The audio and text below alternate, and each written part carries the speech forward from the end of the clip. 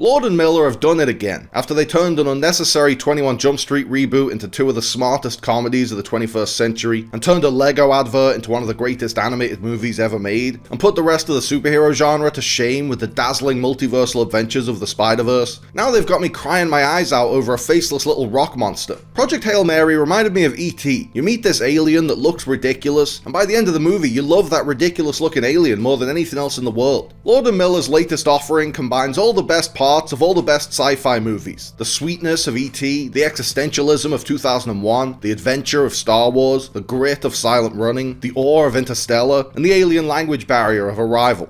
Let's find you a voice. Why is a school teacher in space? Oh. Nope. Why is a school teacher in space? Try this. I am Rocky. I like.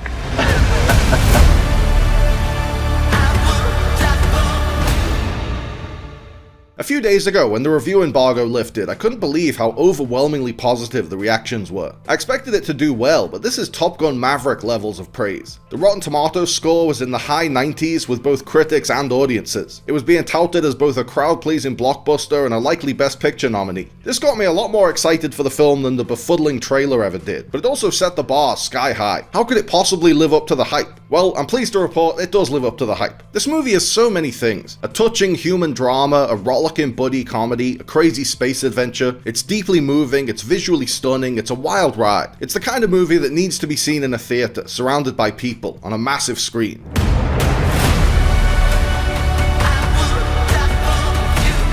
When I watched the trailer for Project Hail Mary, I couldn't make head or tail of it. But all I needed to know was that it was based on a book by Andy Weir. I loved The Martian so much that I actually read the book, which I've only done like 4 or 5 times in my whole life. And while a lot of it went over my dumb fuck head, I really appreciated his ability to tell compelling science fiction stories with compelling characters, all rooted in real science. There's a big difference between the exposition dumps here and the quantum babble in Marvel movies. Do you guys just put the word quantum in front of everything? Marvel mythology is just filling the air with bullshit, but if you pay attention to Andy Weir's exposition, you might actually learn something. Project Hail Mary is a bit more out there, a bit less realistic than The Martian, but it's all based in astrophysics and biochemistry. I don't understand any of that stuff. There were parts of The Martian where he completely lost me for pages and pages at a time. But it's like watching a realistic gunfight sequence. Even if you don't know what the real thing looks like, you can feel the authenticity. But it doesn't get too bogged down in scientific mumbo-jumbo. At its core, it's a buddy story, an ode to friendship. Two lonely souls finding a kindred spirit with each other. It's lost in translation in space, or in the mood for love in space. There's an almost rom-com feel to the bickering and bantering as Grace and Rocky get to know each other and become the best of friends. So I have a new roommate now. Hi, Grace. Together, we're pretty smart. But no one's ever done this before.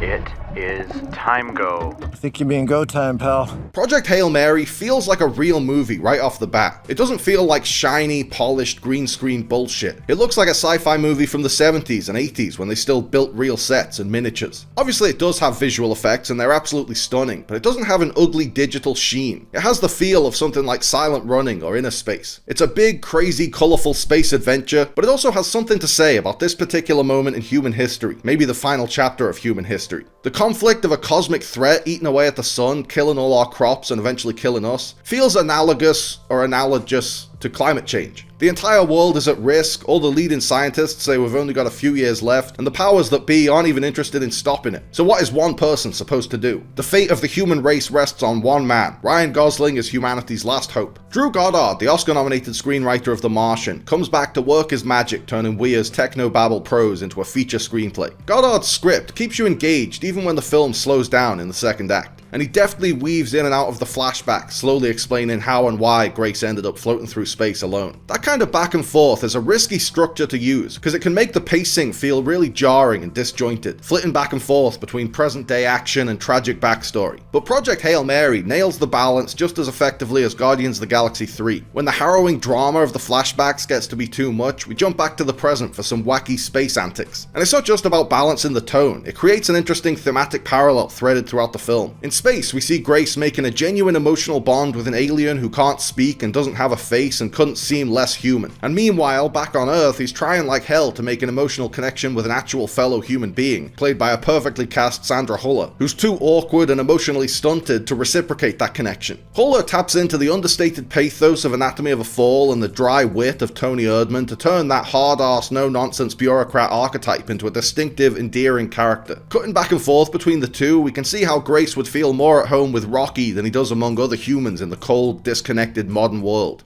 I put the knot in astronaut. I've never done anything. I've never done a space. I can't even moonwalk.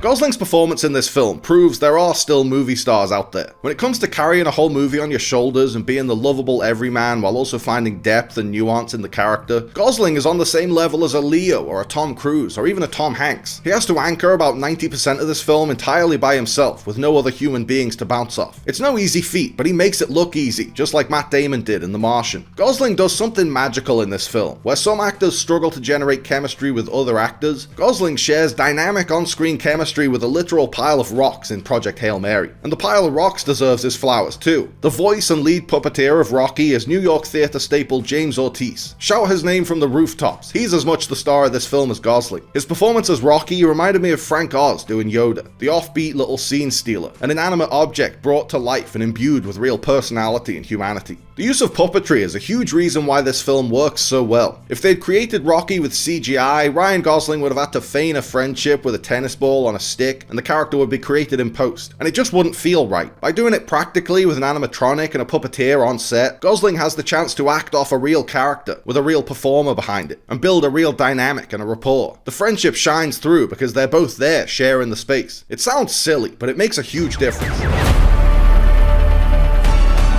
I'm Grace. I'm gonna call you Rocky. We're here for the same reason. His son is dying too.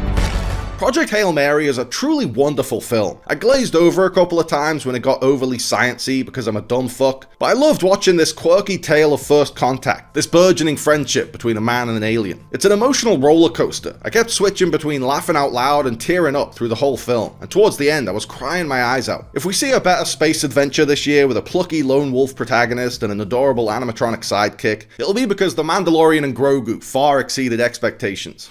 Close for the night. Thank you.